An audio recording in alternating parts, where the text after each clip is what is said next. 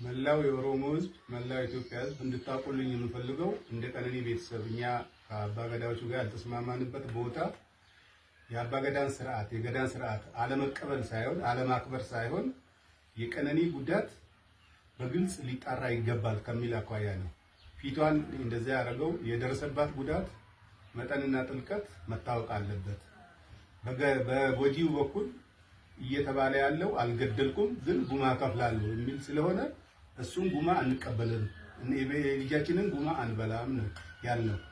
ያለው ይሄንን ነው። ከዛ ውጪ እዛ እንትን ላይ ያልተገኘንበት ምክንያት ይሄ ነው። ሌላው ቤት አለን። ቤታችን ሁለቴ መተዋል የተነጋገርነው አለ።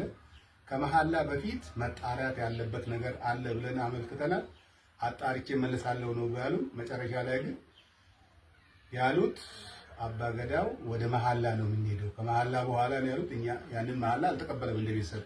ይሄን እንድታውቁ እንፈልጋለን። በመጨረሻ ማለት የሚፈልገው መላው ውጪም ያላችሁ ውስጥም ያላችሁ ለቀነኒ ፍትህ ስትጠብቁ የነበሩ ኢትዮጵያውያን በሙሉ ከልብ የመነጨ ምስጋናችን እናቀርባለን።